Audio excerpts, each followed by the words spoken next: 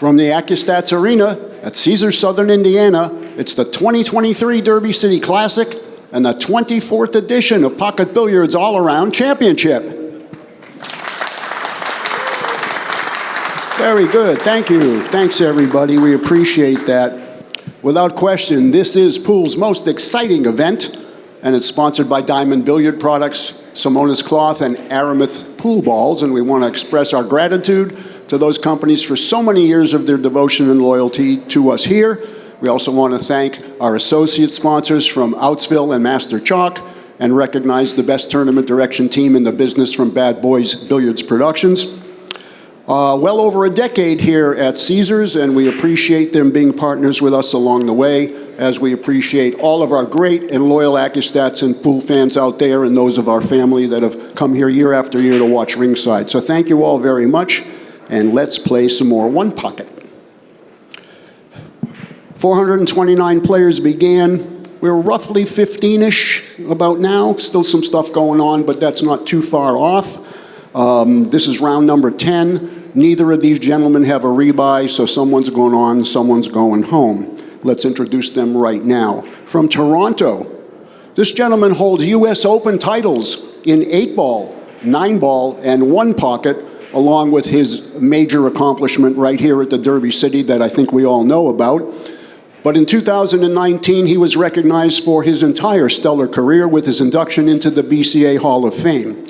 Sponsored by Lomax Q's, Puyat Sports, and the newly launched, the Pagulayan brand. Ladies and gentlemen, he's the smallest man, but he sure got the biggest heart. The Lion, Alex Pagulayan. And his opponent from the Republic of the Philippines. This gentleman is a former Manny Pacquiao champion, and he has a runner-up finish in the World 9-Ball Championship, sponsored by Predator, Taum, and Off the Rail. Let's welcome ROLAND GARCIA. Good luck, gentlemen. Going to send it upstairs to the comm box to Mark Wilson and Double J. It's all yours. Hello and welcome, Bull fans from around the globe. It's Mark Wilson and the best Bull analyst of today, Jeremy Jones. Jeremy, we have a spectacular matchup here. Yeah, definitely, and two guys that won't be fooled with each other, but you could be fooled thinking that Alex is a huge favorite in this match just because of what Alex does, but Roland, a lot like Roberto Gomez, I would say. He's picked up this game awfully fast in just a couple years, and Alex has got his hands full, that's for sure. Good for him, he won the lag. The break always a huge advantage, probably the biggest advantage maybe out of all three of the disciplines. I don't know, the first break in the bank pool is pretty huge at times. Alex, who played a match on this table already today, which is good on his side of things, he's going to break to the right pocket. Now we saw in his match earlier against John Schmidt, the corner ball kind of came out breaking to both sides a little bit. So normally when that's the case, you'll pull the cue ball out towards the center just a little bit, because when you do that, you don't put as much pressure on the rack, therefore the balls don't move as much. You don't get as devastating a break, but you also, it's a pretty conservative break like right here. Yeah, we can see nothing much gained advantage-wise from the break in this game, in this case. Yeah, if he gets the cue ball up another half a diamond, though, that one ball is pretty difficult to deal with. Just a little kick and stick. You don't want to kick it real hard, but, you know, something firm enough. You might bank the one towards the 9-13, something like that with the kick and stick, and get a little something open on your side. Now he's looking like it's going to come into the 11-14, but my angle tells me it's going to go a little higher. Just a little bit of left. Oh, he did. Okay, and he brought the cue ball back up a little. So banking into the bottom, you could see very dangerous because something can leak out. Oh, the 7 could have been a bank had it dribbled out there another few inches. Yeah, I'll tell you what, though, he gambled a little bit, and he got the 3 and the 8 on his side, which is going to slow down Alex's advantage from breaking the balls. And that 3 being out there, that really makes it tough to deal with. It's hard for him to do anything real aggressive. I agree. Now, if you liked a little foul kicking the 3 out of play a little bit, taking a foul's not terrible. He's going to give up a bank here on the 3 maybe. I don't think he meant to catch the 3 ball there. I think he was trying to throw the 7 a little higher above the 3 and just slide. So quickly, you can say no advantage to that break shot from Alex.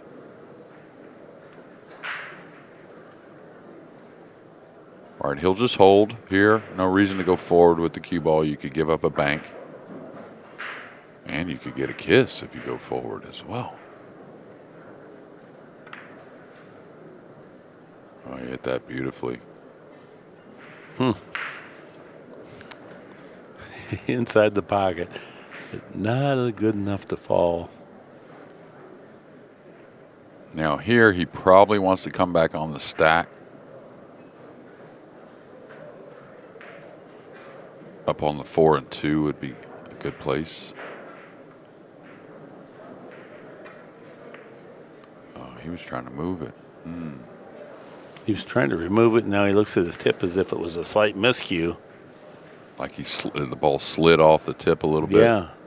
I mean, we couldn't hear it from here, and the shot certainly went quite a bit awry of what he thought it was going to do, which is suggest that maybe there was a miscue involved.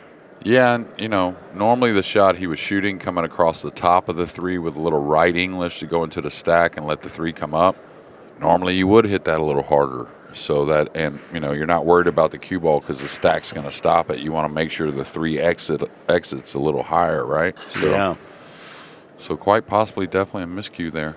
Roland surveying the stack to see if there's anything in there that would. I think the 4 is what he's good. interested in. Thing is, sometimes with the stack there, you can't get to the ball you need to be able to make some of these combos. Look at this. He's going to get on the 6. Oh, I thought he was going to get. Oh, well, he may have still.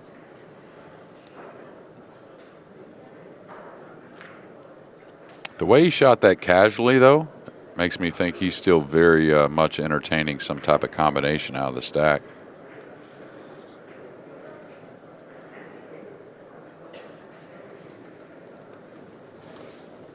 Okay, he's going to shoot. So what's he got to do here? He's got to cut the 9 like towards the 11 and let the 9 kind of come off the 11 into the 12. Is that how he's looking to shoot it? Oh, no, Yeah, he's I think looking it's much gotta be off different. the 5. I don't think he can get off the 11.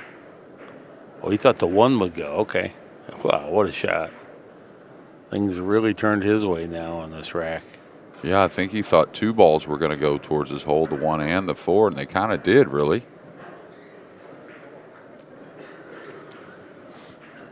Big dilemma here for Pagulayan.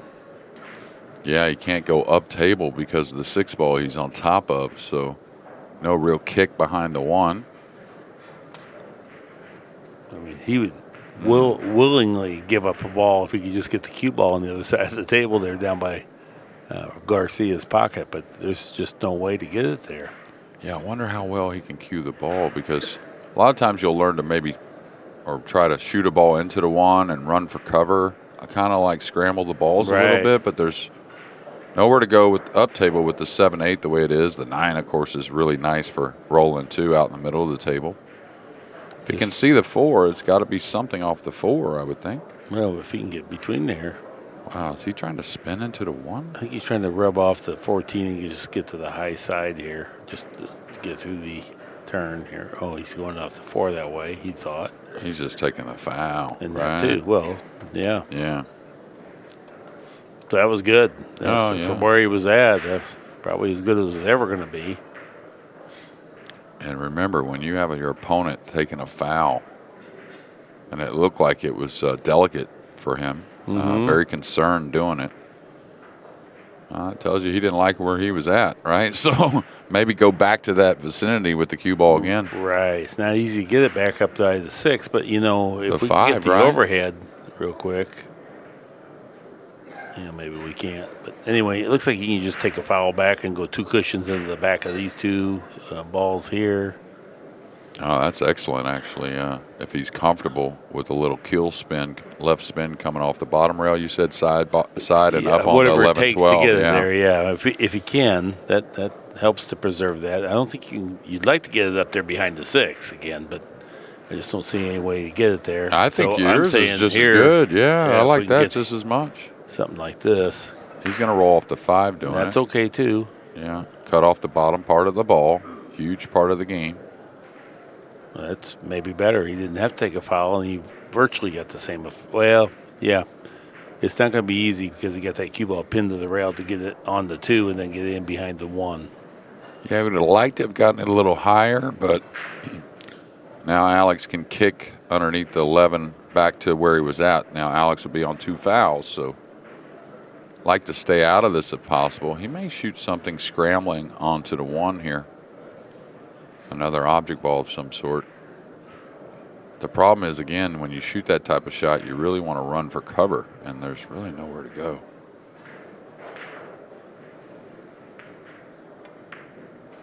It's not firm enough, I don't think. The 1's going to get cut in by the right-hander. Nice idea. Get a ball over in front of your pocket. He's looking at outside English. So he doesn't want to cut it naturally and maybe rub the 4, I guess. I didn't realize it was so spinnable. Yeah, Alex is approaching it as if it's no problem. Nice touch, nice speed. Oh, that was Roland. I'm sorry. Yeah. Yeah, Roland to At me. first glance. Yeah, right. Well, Roland to me, he's a guy. I love his stroke. I think he has all the shots. He's not a guy that plays a certain technique so much. He kind of just plays what the shot calls for a little more. That's playing rotation and very tough, especially once he starts to get a little confidence playing this game.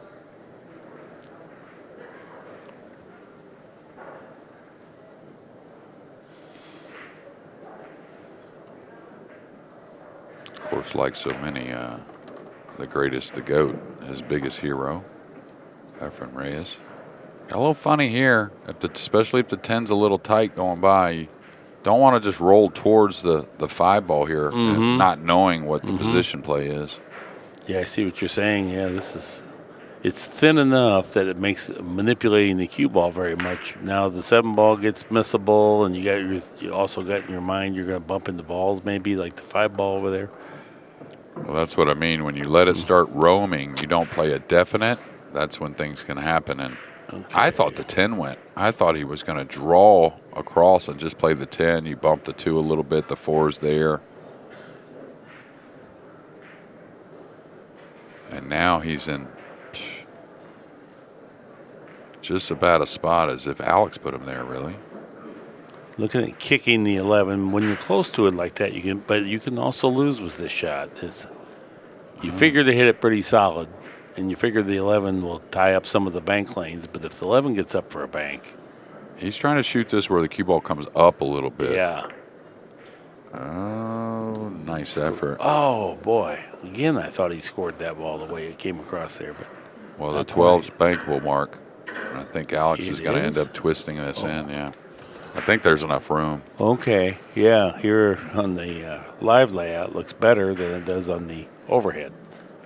Yeah, and it's the type of shot that I think you need to shoot it this way, meaning with a little speed and a little spin. We saw this table right by that pocket. If you're rolling it, want to just come up just a little bit, which when you're in this spot anyways, you're selling out a lot, so you're not going to roll it. Now he's going to the other side, so don't really plan on him making it. He's playing more of a trap with the cue ball. Oh, no, he played it firm. Oh, and he hit it. Yeah. Well, it rattled the pocket. That's how good he hit it. So, I kind of went off in his hand, though. That wasn't quite ready to watch. It was a little quicker than I'm used to seeing. Yeah. Well, once he started cueing high, I thought he was rolling it and playing more of the cue ball over on the rail. I thought if he went for it, Mark, it would be more of like a middle right English, just stunning your ball, just kind of holding anyway because you're selling out. If you do miss. A little awkward cueing here. Yeah, don't roll it. Fish initially looked like he wanted to roll the ball. Oh, he did roll it.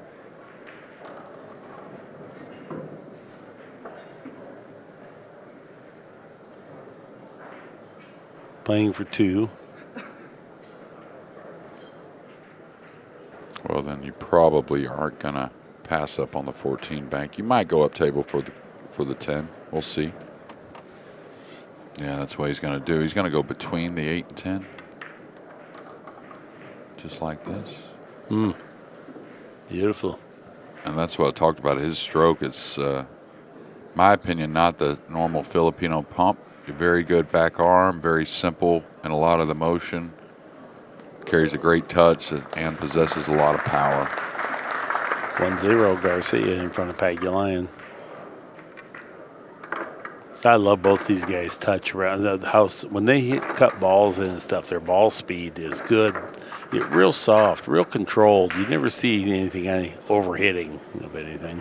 Yeah, in golf, they say they quiet hands, kind of like, you know, that's kind of the same thing here. And it's funny, in the last match that we did with Alex, it was Alex and John Schmidt.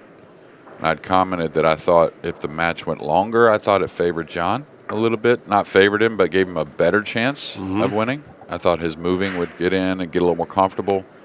Quite the opposite here. Now, Alex would like to see a little longer match. Yeah. Where Roland, you know, he can beat you quick.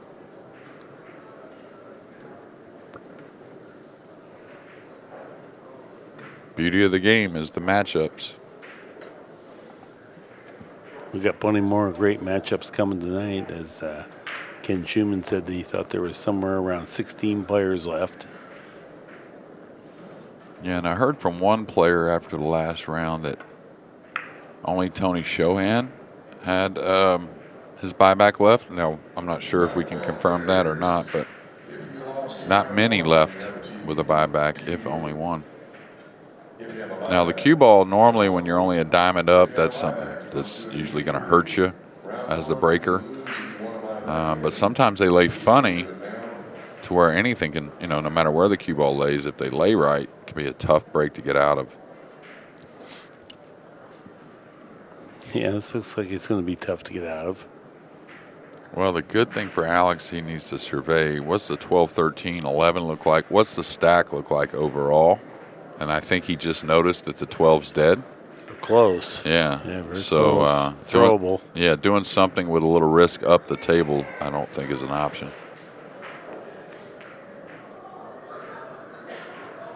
He'd love to push through on the 5 right here and bank the 5 and go underneath the 8 with the cue ball, but the angle I don't think is really cooperating. Elevation. Scramble 6 into the 8. Very smart shot. I don't know if it's going to work out overall, but looks like he might have gave up the 15 ball. If he did, the 5 banks next. Don't get involved with shape here too much. Like if you have to throw the ball, you know what I mean, a little bit, just go ahead and make it, and you can bank the 5 after. Yeah, he's wanting, you know, here it is, a delicate shot. He's wanting to develop something. If the 15 goes, it's hard to tell. Normally they can throw that in a little bit. But what I'm saying with the 2 balls there and the throw, now you can't get the separation on the 12 and 6 to get the 8 next as easy. You see what I'm saying? Absolutely. What Mark's saying is to be able to throw it in, sometimes you have to hit it softly to have the throw work. Right. If you need a little extra on it. And so if he can see the 5 now, I mean, if he's got question about the 15, the 5's okay. No, it's great because you get the ball back over by your pocket. You can move the cue ball down table. And, you know, you have to make a decision. Am I going for the bank, or am I just want to move it over there and make sure I preserve the cue ball right there just above the second diamond on the side rail maybe? Yeah, I'd go ahead and try to make it or get it across and go all the way up myself. Okay, well, he did so. Yeah. Played it in the pocket. Look at that speed. Very nice speed. Now, this 5 ball's not easy to deal with. No. You maybe just have to concede it, but, boy, it's hard to keep, you know, rolling off of something that he can do. You can't just leave the cue ball there. You can just twist the 10 ball back and drag the cue ball across. If you try to go anywhere else, now the 14 becomes a problem. It's easy to get to the other side of the stack. Yeah, you got to come to the middle of the end, go towards the middle of the end rail. Not that far, though, because the 2-railer on the 14, maybe. So kind of like the kiss angle on the 10. What is that, about the first diamond right there by the 5 on the end rail? That's kind of like the kiss on the long rail 10. That's kind of the great place for the 14 as well. So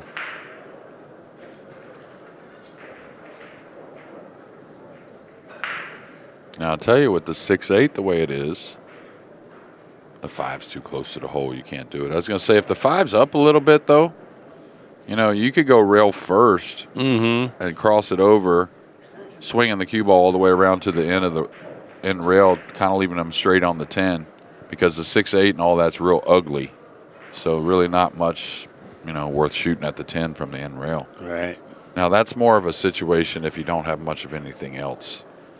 If you can just concede the ball here and come over, that's definitely the shot. The problem is that's a little touchy as well. You could leave a long railer on the 8 to where the guy could. He almost didn't even make that ball. Okay, that side of the stack's real ugly for Alex. So unless I'm very convinced on what I'm doing here, I don't want to open balls on his side. So I just probably lag the 10 down. You're not going to really make it, but, just lag it down, go to the end rail. There's a lot of value in not opening balls on your opponent's side.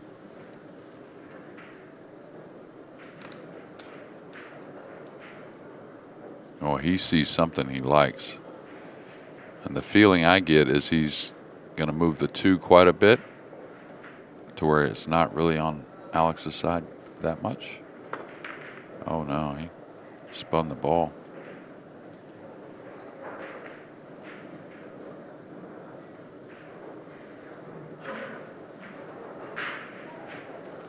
So, and you see the difference now. Of course, not really covering much up, but opening the 2 on Alex's side. It's going to, make things, to where not worry for Roland, but not as much, not as many easy decisions because he opened some balls on Alex's side. Going into the 8 with the cue ball. Oh, yeah, I see that now. That'd be great. Oh, better make it. See, right there at the end, that pocket seems to want to go up just a little bit. Roland has a nice bank shot. Does the 11 go, Mark? Ooh, This hard to tell. This bank sits, I don't know if he can draw up above it with low left or not. It's real close. And the bank is funny. It's a little off angle. Looks like he has to kind of snug it up a little bit, which means, you have to pop it with some power. Yeah, and if he tries to cross this, which he did earlier with a shot, the key to this is make sure you get through the ball with that stroke. If you let up a little bit, the cue ball doesn't go through the 15 as much, and you can carry a kiss right about the middle of the table. He's heading right, too, so he should be fine. You see that right there, Yeah. how close they came?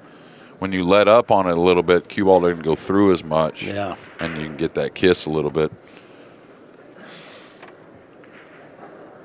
Now, it looks like he may be able to do something with the 9 here.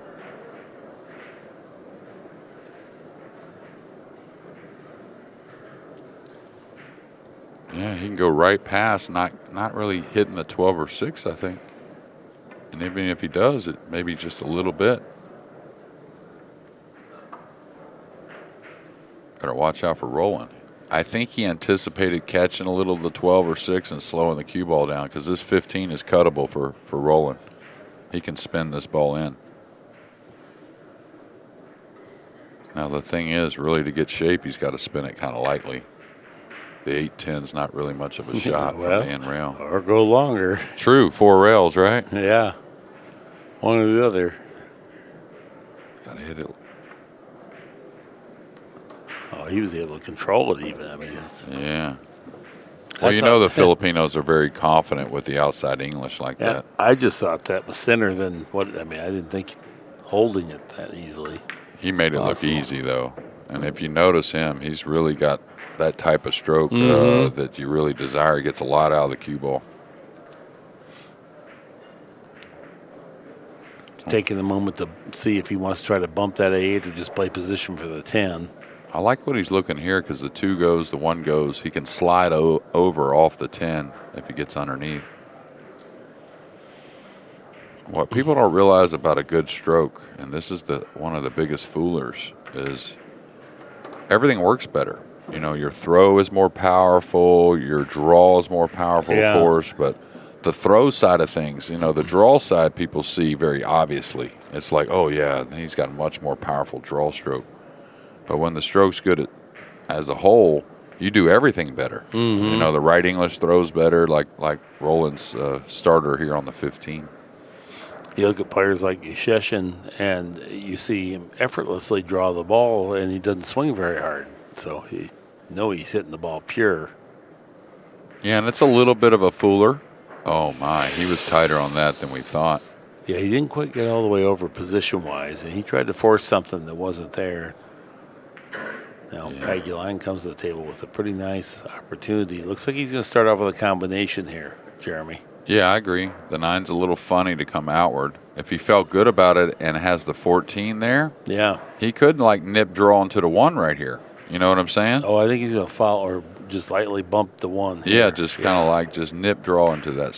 Just like that. And keeping the 2 ball close at hand. So he's got the 14 and the 2 to work to the other side of the stack now. And that could have turned out better. The 3-7 got clogged. The 1 got covered up a little bit.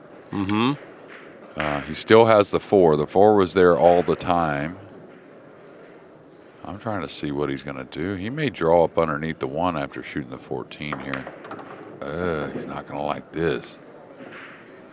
Not saying it's terrible, but the 4 doesn't lead you to a whole lot unless you get absolutely perfect to draw off the 3 or the 7. Which isn't bad, actually. Right, Mark? No. If he draws off the 3, he glances off to a 7, Right. and the 3 maybe opens the 12-6. Huge shot here.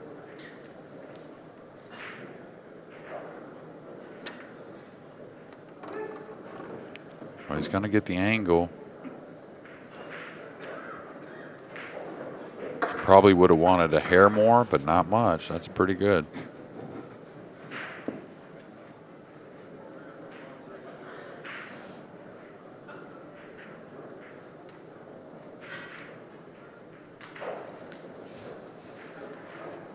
This is one of those where you're maneuvering the cue ball, and it's so easy to try to help it and overcut this 4 ball. You really got to lock down and hit the heart of the pocket with this 4, no matter what the outcome is with the cue ball.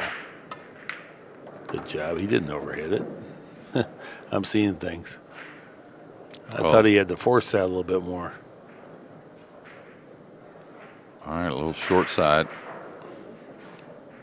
3 cushions around for the 10. Needs the cue ball right about the second diamond coming up from that corner pocket behind the 10. Yeah, and it's kind of odd. He could come 1 rail and get on the back of the 8, which isn't terrible because it leads you to the 1, and it's a little easier than falling on the 10. And better. Yeah. Better shot. Shorter trajectory, easier to control the speed, and it leads you to something else here. You can always get position for the bank if you don't like where you land here. I think he got really good. You know, it's a little worrisome going forward, but with a good stroke, I think he can go the end rail and up for a cut on the 1. And if he comes into the 12 up off that end rail, then well, he's playing for 3. Yeah, I don't know if that's offered so much, but he's elevated a little, so he's kind of stunning 2 rails for the cut.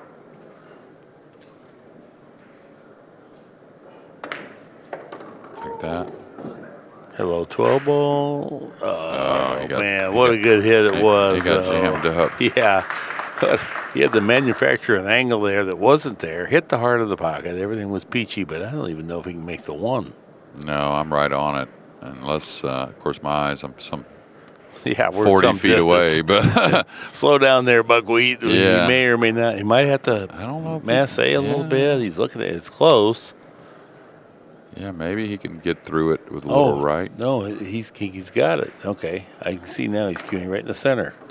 Okay. Just couldn't get anything else. I see. Yeah. Didn't look like that at first glance, but then the way he queued up told me that he could go straight into it. Okay, I don't know if the 7-6 is any kind of playable, but his safest shot might be doing something with the 10. Mm-hmm.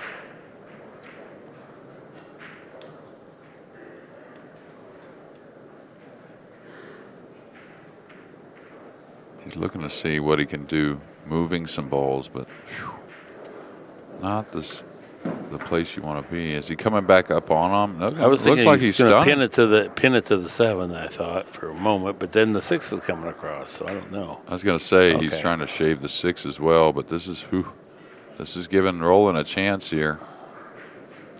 Well, he did great with the cue ball. Yeah, and that's all you can do. He knew he was moving at least one up, maybe one across. Just so happened the 6 didn't get as far across as he wanted. Banking the 10. Come across. No. I think you're right, Mark. More makeable the 10. I don't think the 6 really plays. I think the 10's definitely the shot. Good call. On the rail, so it's a little natural going towards that opposite corner with the cue ball.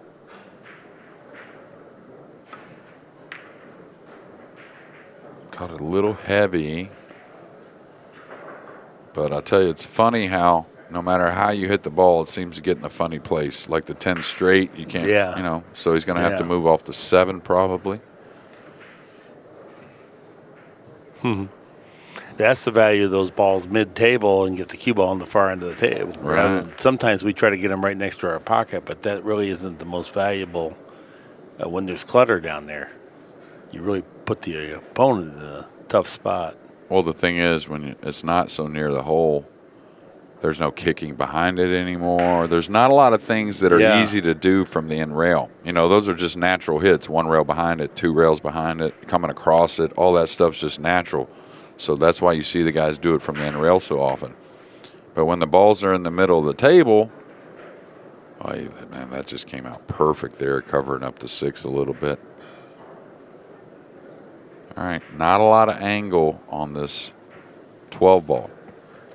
So it's like this. If you're going to try and play at lighter speed, like pocket speed, and get the cue ball safe, you probably never make the 12. You overcut it a little bit. So a lot of guys will go ahead and shoot through this with a lot of speed, trying to really bury this and bring the cue ball up behind the 6-7. Like that. You see how he played it pretty aggressive? And still only got the cue ball over, somewhat. So yeah, Alex had a shot. If the ball doesn't fall, you can see he had the 6. Yeah. And Roland recognizing that, hey, here's a pretty good chance against this guy right here. He didn't give up a lot of them. So he went pretty aggressive there on the bank, and what a shot. Nick Varner, one of the greatest of all time at ringside. Yeah. Right next to Phil Windham. Okay, you could ice this more and take the bank, or you could try to come across like that and get position. So that's going to probably get conceded, maybe. I don't know. It's not a good thing. It's not a good look if you concede balls. No, I understand. I know players do it sometimes. It is better for the audience. Let them shoot. And plus, Alex is stretched out there. No problem. So back on serve, each guy winning on their opponent's break to start off with the first 2 games.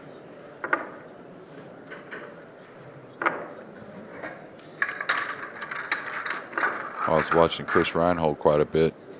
I watched him in this 9-ball match. Got to feel good for you, a kid that you had at Lindenwood. Yeah. Really starting to come into his own a little more. He's got the funniest wit about him. He's got a little sarcasm, a little condescension, but then he's funny too. So Yeah. Was it? He's the epitome of moderation with all that, right? He throws it in there just right. Uh-huh. Oh, he loves to have fun. He likes to have fun, Yeah. Okay, another thing that's real hard to do, it seems like on the slicker, TV table, we'll call it, is that cue ball really getting laid down on the rail after the break. It seems to want to spin a little bit and just kind of get away from the rail more, but a pretty effective break overall.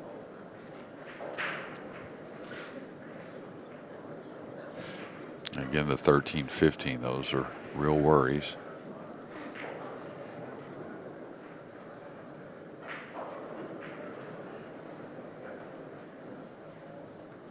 I don't know about the top of the stack. Is he just shooting the 6 and laying them on top? Yep. Yeah, he got a ball on his side, which is good. kind of made it difficult to shave off the 8. You can go the rail pretty easily, but you're not going to go back behind anything, right? So I like moving the 6 somehow.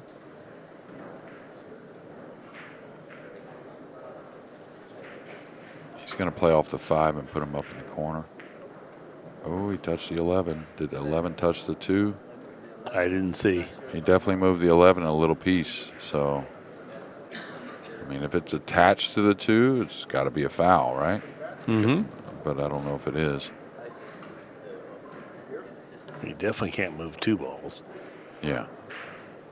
You know one thing, I know the matches a lot of times are unrefereed, but we should be gentlemanly enough to just play the right rules, and it's all ball fouls, period.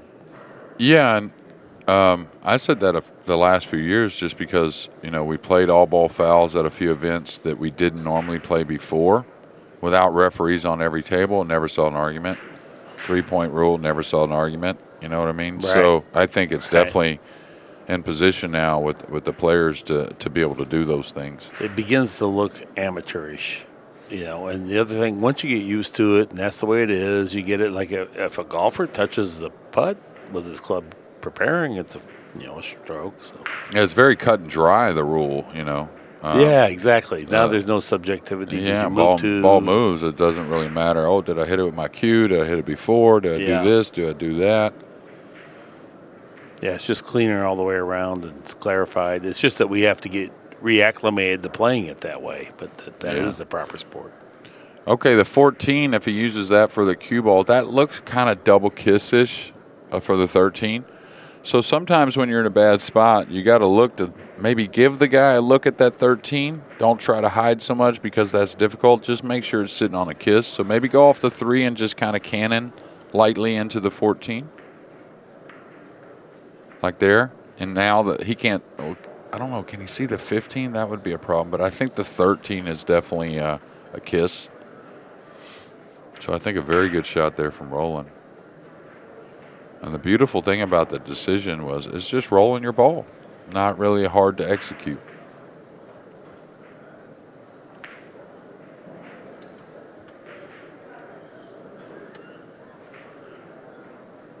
Yeah, I think everything is just in that little iffy zone.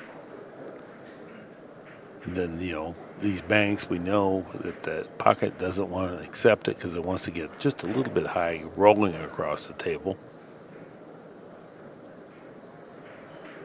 He's doing something with the 1 ball here. Oh, he's going to just go below the 13, I see. Yeah, is he moving balls, though? That's what it looked like. He was moving balls. And just like other ones, one pocket, they say don't ever give up a shot, but you still got to gamble at times. That's just how it is. Yeah, you might not want to give up a shot, but sometimes you don't have a choice. Yeah. Well, we did a match the other day where the guys played safe really well, but didn't really move the balls around as much, and the game doesn't progress, right? So, yeah. I mean, if you're just going to bury the cue ball, you're really kind of like we used to play guys on the road, give them their fouls don't count. Well, they play safe like some a gun because they could just roll the cue ball anywhere, right? But they never really put any heat on you because they never moved any balls by their hole. Yeah. So, all right, it looks like the cue ball might have to touch the 13 unless he's just coming up for the 3. Man, he got a heck of a stroke to buy that ball. And what a confident stroke. If he goes by that 7, if he doesn't land heavy on that 7 there's big issues. Instead, he hit it perfect. And Alex, you can tell on his face he doesn't like what's transpiring here on his break in Game 3. Normally, one of the best at protecting his break.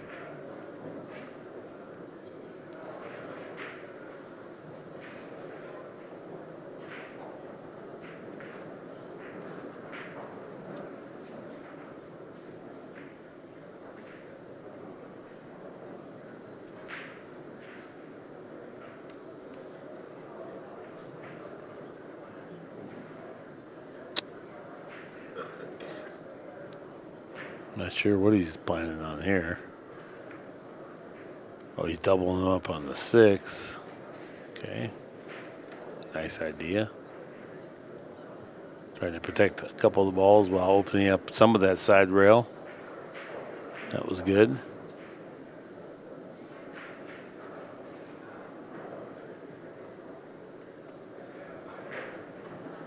Roland's thinking about maybe just lightly gliding the 3-ball in. Well, what happens here is if he makes the 3, what Alex knows is he can't really do a whole lot more from there. And Alex doesn't mind that 1 ball, and it kind of takes care of an issue for Alex that's, you know, something near Roland's hole. Now, he looks like he's putting more speed than I thought he was. Rail first. Trying to open up a bank. Got a bank lane. Yeah, he's got a little bit of room to cut it, but if he can't cut it much banking it, it's the type of shot hard to make with high right. A lot easier with middle right, but that doesn't really get you position. Can he use a little bit of draw and just to go? That's Maybe. pretty gamble. Yeah, that's a gamble. That gets him on another bank, but if you miss, yeah, you probably give trouble. up the game. Yeah, you probably lose the game with this. Do you want to bet the game on a twisting bank with draw? Yeah. Probably myself, I just stay right there trying to make the bank with middle right and then just move from there. Now it looks like he's playing with a little angle, like he's trying to do a little something. See him cut it extremely? Yeah. So he was noticing how the table's playing for sure. He wouldn't normally cut it that far downward. Yeah.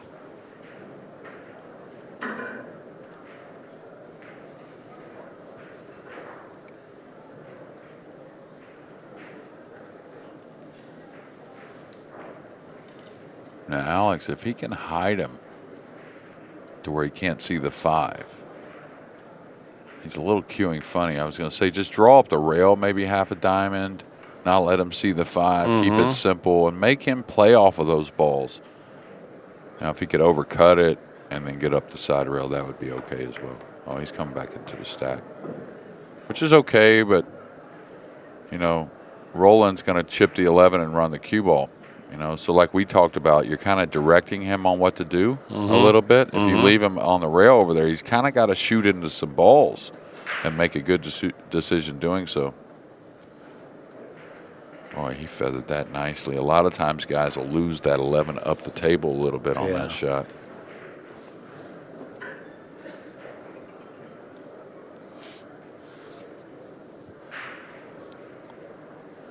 Okay, I guess he's going into the stack, or is he just falling up to the side rail? All right, going back into the pile.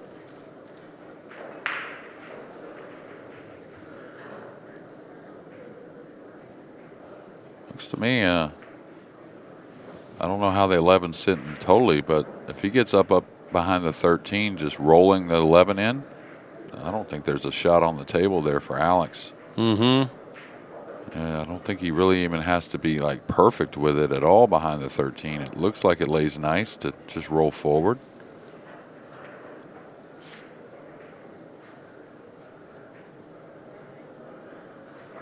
Slow backswing. It's on its way. I don't know if he hit it good enough, but he definitely got the cue ball behind the 13.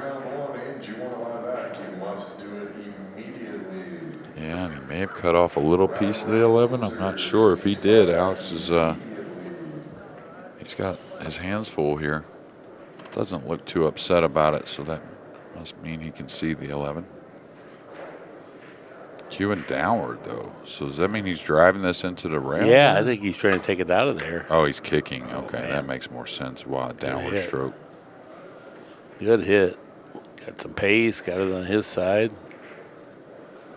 Yeah, and all those types of shots, you're happy when it's over with. Yeah, exactly. It can clatter off 13, go in, or things line up, and all of a sudden it's a bank for your opponent after you hit it pretty good.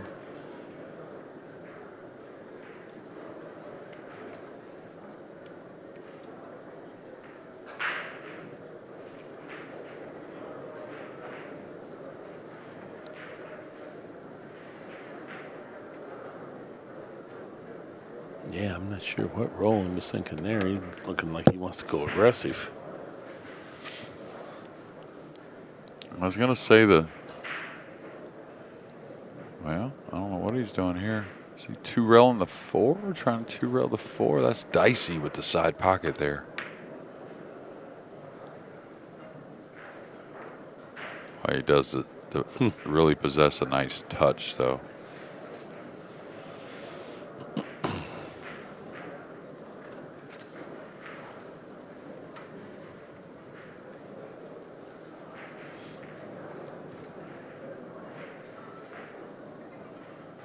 Now, what Alex is so good at is looking at what's free or kind of free.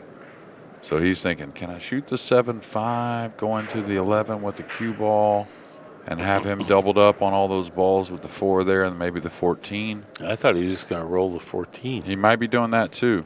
He might be doing that as well. And use the clutter and the difficulty of a combination versus the reward if he pockets this. Yeah. He might be off to the races, and maybe you leave the guy an awkward combination. Yeah, it's all about cueing what you leave Roland, I think. Oh. Yeah, I kind of thought he might use the 14 because just a straight combination, you're not going to leave Roland. He'll shoot that sucker right on in on you. But tripled up now, that's a little different story. Yeah. And now Roland has And thank goodness for that, because I'd feel terrible. I know, right? Where do you put him? Okay, he wants to stitch him up here. Oh, he's looking at something that may be dead, maybe? Or let's just say he could move the 14 over and put him behind the 5 and feel pretty good about it.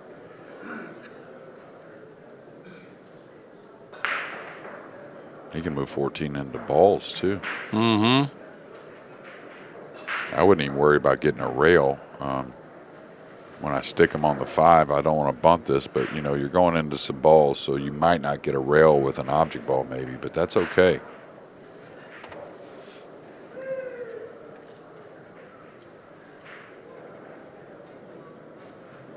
Yeah, I'm not sure if he's uses the extension or not, but the shot clock is a-moving.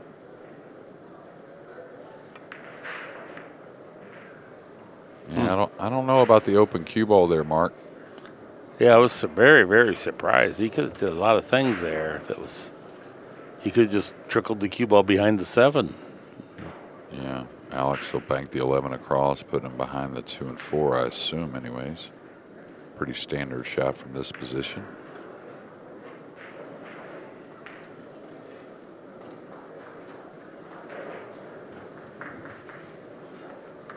Yeah, I would like to go through one more shot there. If I could have hemmed that cue ball up somehow and just see what transpires. If the 14 doesn't go, I think I got to go up table with the cue ball here. He's not going to get the best of it messing around on the bottom end here with that 2 and 4. Alex is going to continue to put him there. So I like trying to get up table with the balls doubled up right now while I can.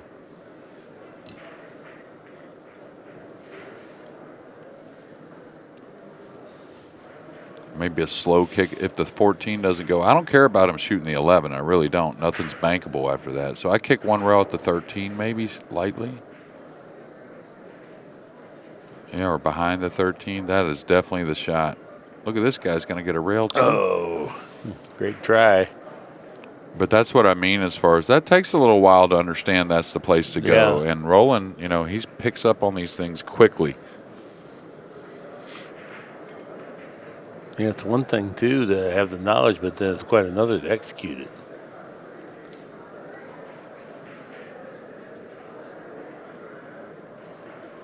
Yeah, and I'm really not sure how he's going to address the 2-4.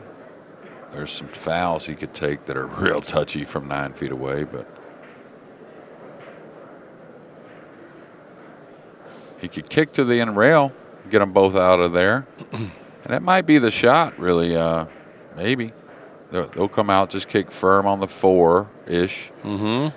That'll knock the 2 across. The 4 will go up table on Alex's side. This, to me, is super dangerous. There's a real possibility on the kick that he sells out a shot on the 11 ball, but at least he has to make something. Right. Oh, look at this. Double kissed it. Yeah, well, I thought that was way too dangerous, though. Yeah. For him, take the rollout on the foul if he feels like he needs to go there with the cue ball. I like your shot. In hindsight, much better now. Yeah, at least the guy's got to make the 11. And look at the stack. That's the point. He really can't go nowhere after the 11, right? You give up a ball from a bad spot, right? Now you're going to give up a whole lot more than the ball.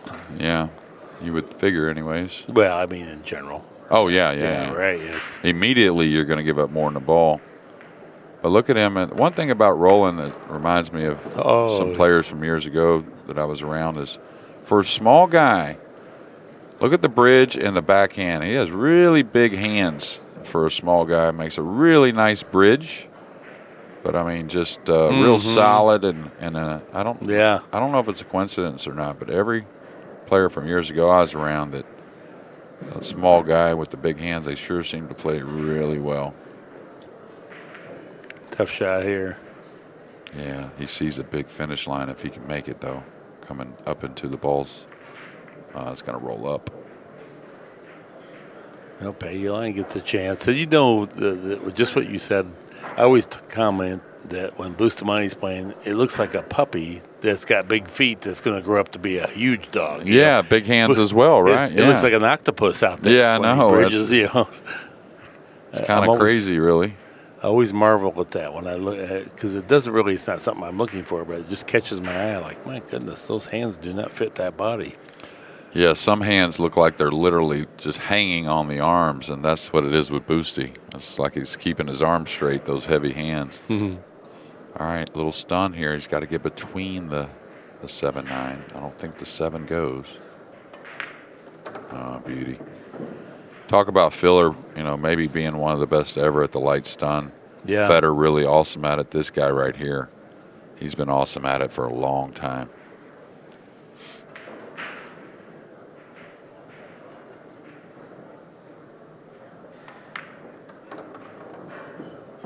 Well, if he comes up short, he'll be disappointed.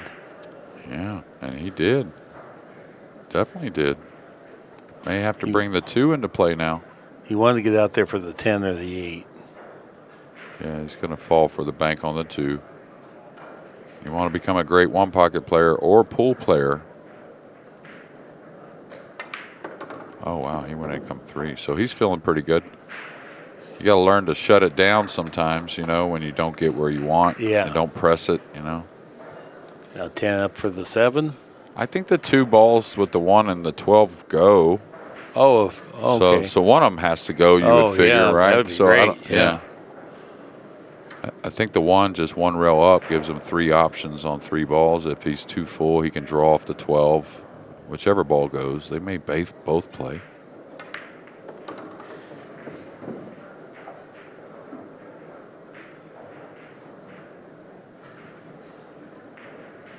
And what Mark talks about is that economy of travel with the cue ball, which is something you should always consider on improving your game. But he's like the epitome of it when it comes to running balls to 1 hole. He just looks at the pattern much different than most of us. Much better. It appears he has an angle, a stun angle, up to the 9. Or the 6 rather. I don't think the 9 passes the 7. I mean the. Go into it. Yeah, go into the 9. Okay, yeah. no, he didn't. He wanted to come around. That's surprising. That was a pretty heavy angle. When I saw him going forward there, I thought it was for the bank. No, hugely disappointed that he has to make a back cut like this after working so nicely through the rack. Yeah, he's ran 5, but he did 0-1, so now only 4-2, and something's coming back on the spot. He needs to be mindful of that. There's clutter down here. And maybe it was too flat to get up for the 7. I thought that he could, but no, it definitely was plenty of angle to get to the 7. That's why I thought going forward with inside to the 1, there was too much angle to do so. That's why I thought he was getting on the bank maybe, but.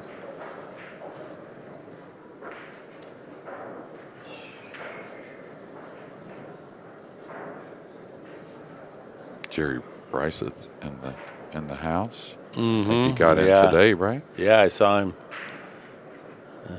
in between our first match.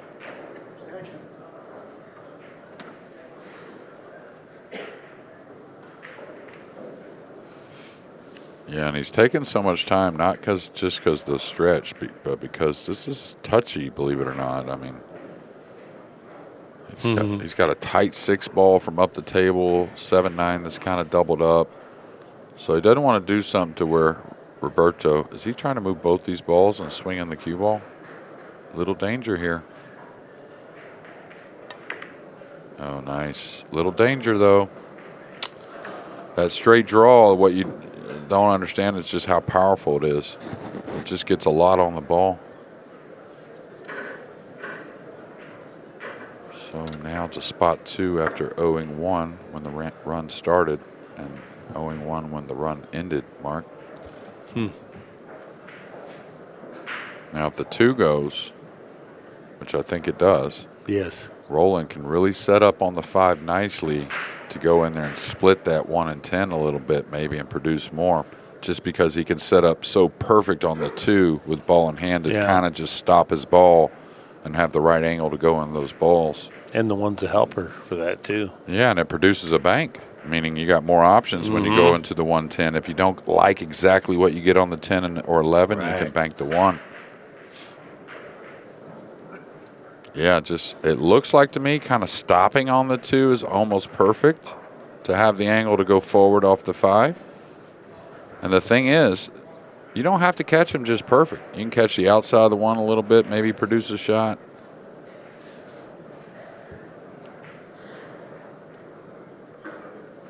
Yeah, it would be shocking if he gets these 5 right here, right? 2, 5, 1, 11, and 10. Going to require some good pool, but he's the man for the job. Yeah, That's a little angle. Yeah, and he's got an ideal. It's not a stun angle either. It's a follow angle, which is more of what you want on this shot.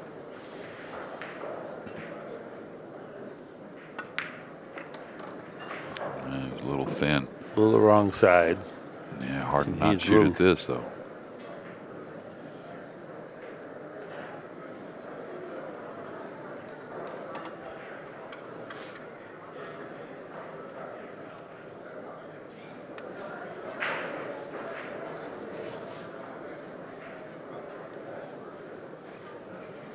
Well, if he shoots at it, then where does he go?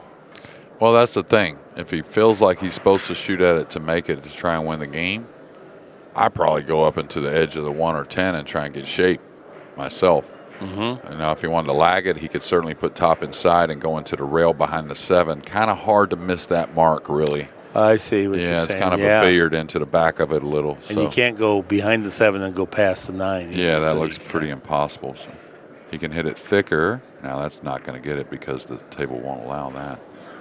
Oh, he hit it too thin.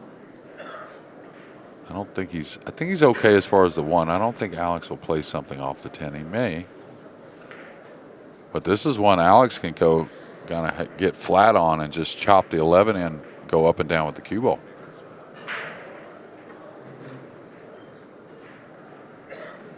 He's trying to find him a dead one there off the 10, Mark.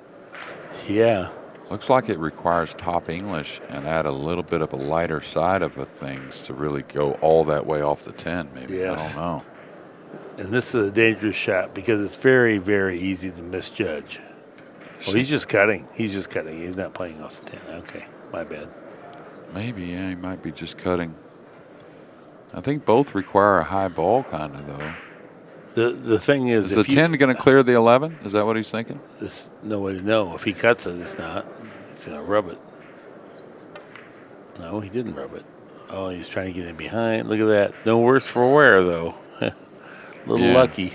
Camera angle fooled us, too, because he got in behind that 11 easily. I know he caught the 1 a hair heavy to the hole, but he definitely had the cut for sure.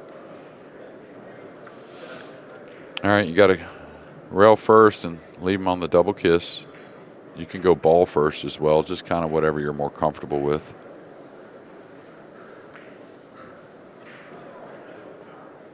He's going to draw it up there. Beauty.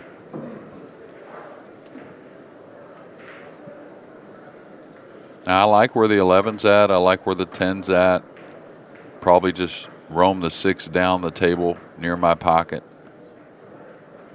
He's got to take advantage of his advantage here. If you move the 11,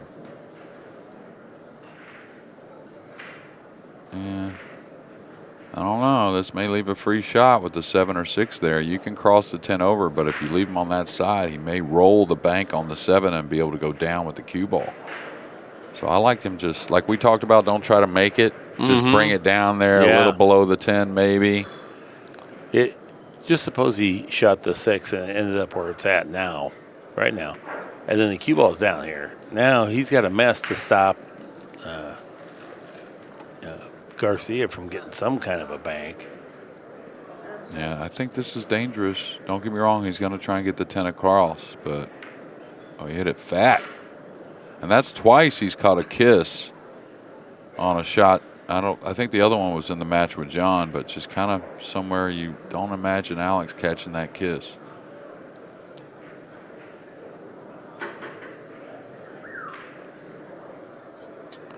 All right. Not a whole lot, a whole lot here. Probably just moves the 11 up on his side, coming over on that side rail below the 7. This is where when you don't have a whole lot, you don't want to move that ball, but really anything else I think is a little dangerous.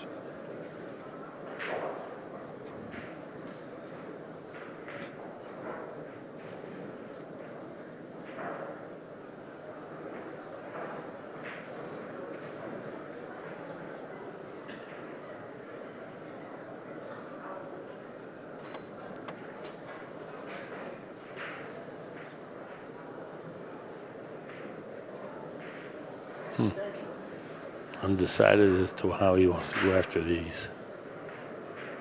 Well, it's not very productive, and there's nothing black and white here for sure. Yeah, and the 11's a worry. So, is he trying to come on the 6 with the cue ball? Just trying to get something on his side, but what happens is you leave some free long railers maybe. You know, 3 railer on the 10 maybe. I don't know if the 13's in the way. The 9 certainly banks, so just the cue ball out in space, just trying to stay away from that. That's not always, that's not going to be your friend very often. Oh, nice hit. Getting a lot out of that throw right there.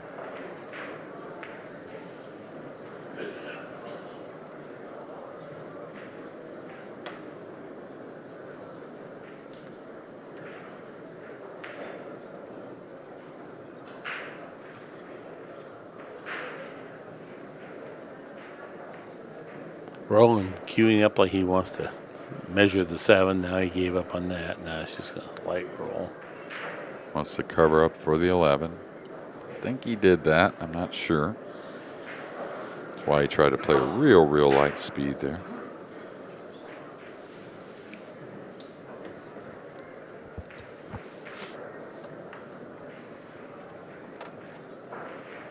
Now Alex can really take his time here with nothing on Roland's side.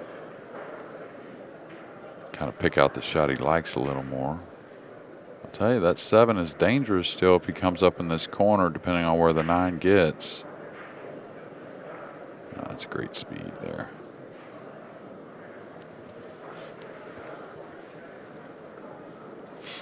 Now you got to come across the 11 with high right and go into the bottom of the 9 a little bit, banking the 11 up on your side. That's where he needs the ball right now. So he needs it up table on his side a little bit. The 9's the obvious ball to look at, right, Mark? Yeah. Because it's near your opponent's pocket, but.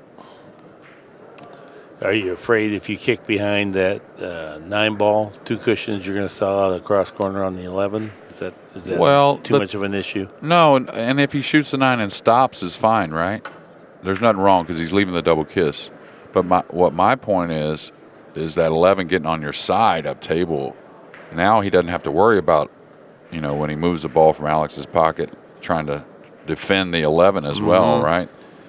Right. Yeah, just the 11's just kind of causing him issues, Now, if he had other balls on his side, it'd be different, but he doesn't. He did a good job getting him on the double kiss angle for the 11, though. No, very, very good on that. He was very aware, but Alex likes where the balls are up table, and it's a crucial game at 1-1. So he may elevate here. Wow, which way is he shooting here? Is he kicking? I don't know what he's doing. Side pocket blues there. And that's why I say when all the balls are on your side, you can really take your time on what you want to do. Yeah. Don't have to take much risk at all.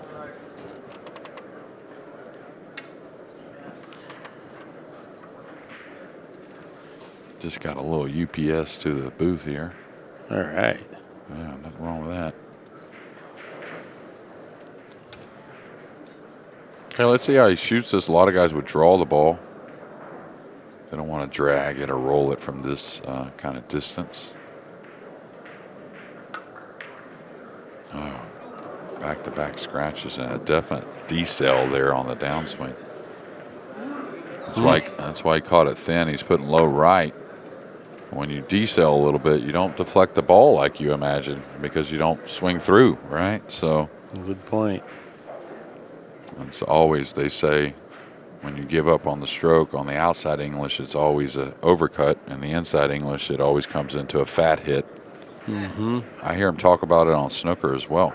It's pretty amazing. They don't spin the ball that much, but occasionally they do, right? So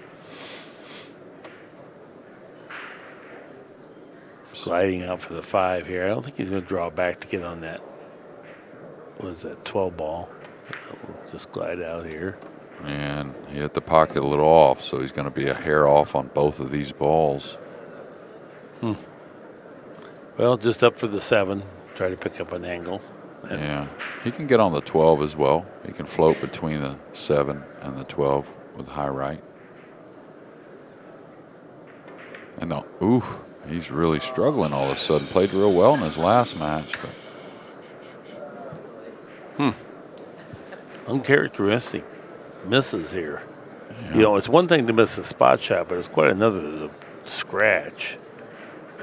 Because usually when you're drawing, you end up, if you're you may hit it fat to get the draw the bite. Alex is laughing. So I'll say he may cut this 5 here. I don't think the 7 banks. He could go 4 rails off the 5 to where he doesn't have to really kind of kill it or anything like that. So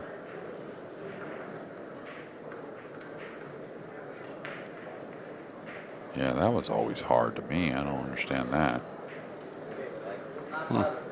I would, if I cut the 5, I definitely am just letting the cue ball run.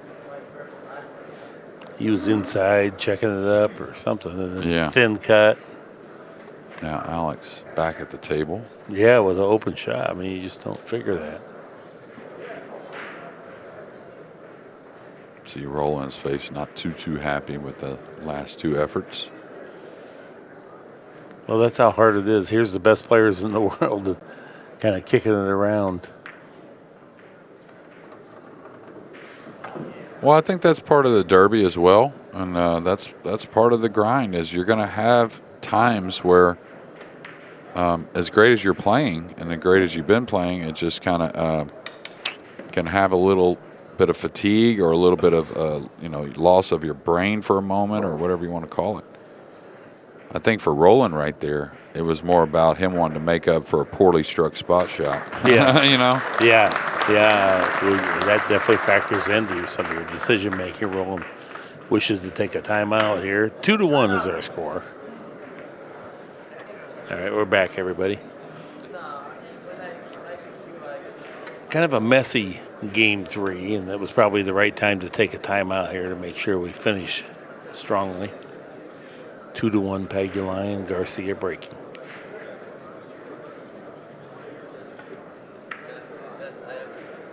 Well, the cue ball not getting up very high, and I think there's a window at the 12 mark of some sort. Off the bottom, off the top of it, either way, it's very workable, whether to bank it at the 10 or back at the pile.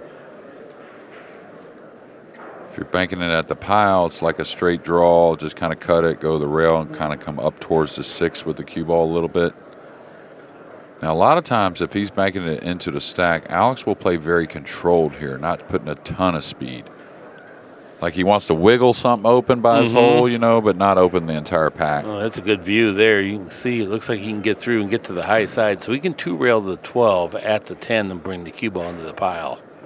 Right? Over by the 15. Yeah, if he can get the high side. The camera will fool you occasionally, but... Oh, he couldn't. But you see the cue ball one rail up, right? Fantastic. Yeah. All right. And you got to learn how to hit the cue ball on those shots because where it lays makes a huge difference on how you cue the ball, what tip position and whatnot. But sliding straight up that side rail, you got to have that shot in your arsenal playing one pocket. The cue ball really didn't want to go where it's at now either. You really had to make it. It's not like it was even semi-natural. You had to manipulate the whole thing, and it looks so. When you see him do it, it looks like, that's where the ball goes. Then you go out and try it from that angle and find out it won't go there at all. Yeah, well, understanding how to hit it makes your tip position a little better to make it a hair more natural. But that's what the great players do, like you said. They make things look like it was automatic. Now look at this combo he's inspecting. Two things happen here. Very hard to cut it enough from back behind it, even using the third ball. Seven's got to hit the end rail, or probably maybe doesn't even get to the hole if he puts it on line. Yeah, right, because it's got to be such a thin hit. And this is sheer desperation if he plays this. That means that you're really hemmed in. Yeah, and there are a few other options, but nothing's real good and nothing secure. That's the other part. You know, the kick shot isn't totally secure. I would have to kick at this ball myself. Just because you don't have to get behind the 10 necessarily with the one helping you. He's not even going to get to the 10. No. And it's amazing how light that is, how the light kick shot has happened a bit this week. Well, I mean, it's... And that's a common thing whenever there's a scratch possibility off the ball. You know, they want to just coast it in there. They're so worried about hitting the ball and scratching off of it, which is totally understandable, by the way. All right, Alex just wants to get the run started. And I say that because that is a great way to think about things when you're running balls. It comes from me with straight pool, messing with Jimmy Karras a little bit. Yeah. When I first started playing straight pool, I got invited to a huge tournament, and the world tournament there, and I started to try and play it, and I couldn't run in hardly 30. And, well, that's a good run.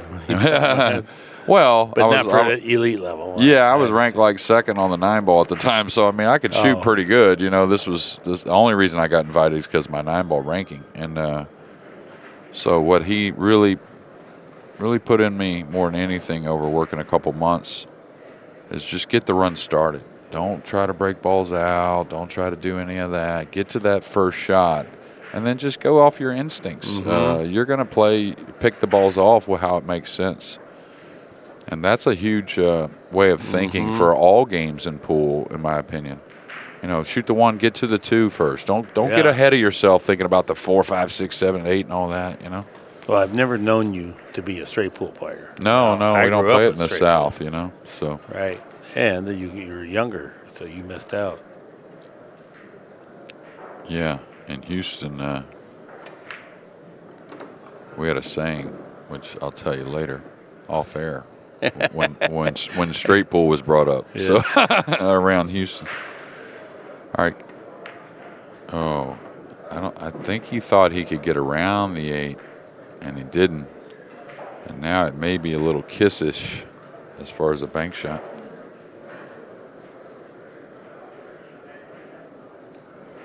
And the other problem is there's no future with it, meaning you can't get any more balls.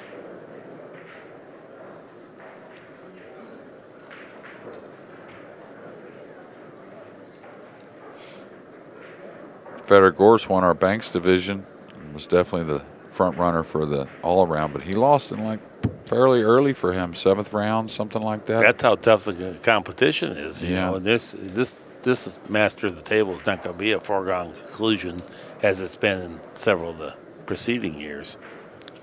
Yeah, and it's Evan Lunda, who's still grinding in the one pocket, has a loss. He finished 2nd in the bank, and he's a super threat in the one pocket as well. So you may see him as a little bit in the driver's seat, as far as the all-around.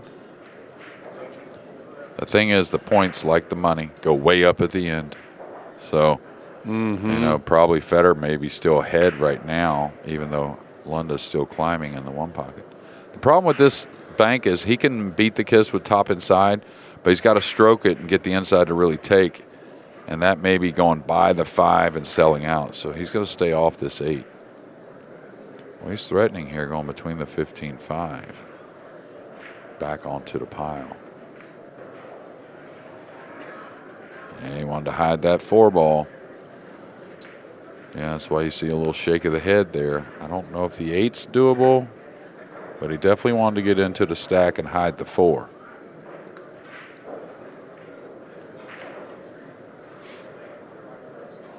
Now, that was a little touchy going between the 15-5. Mm-hmm. But if you do like the path, remember, you can always run into the pile a little bit with the ball, the cue ball, and it will hold you, right? That way you're not short a lot of times. Yeah. All right, he's going for the mate. He's holding the cue ball. And this is going to come out about as bad as it can for Roland. Offers a shot and a breakout. Not a very good breakout, though. The 14, he can't draw into the 14? Oh, that's the only place. Yeah. Yeah, and I you think can't just go wild into them. No, you can't. You're gonna have to. It's still got to be a play. You have to play a shot to get the 13 opened up. It looks like.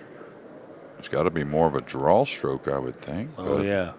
Because you hit the 14, the 5 should help you a little bit holding the cue ball.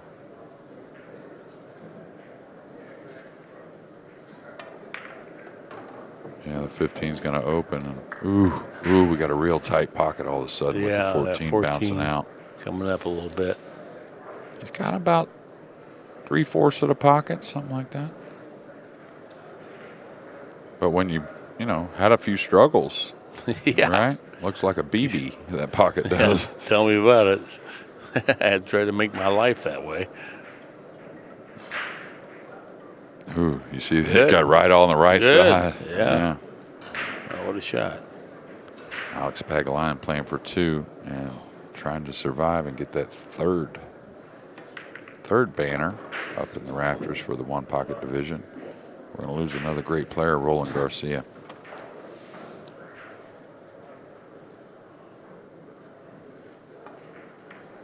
Okay.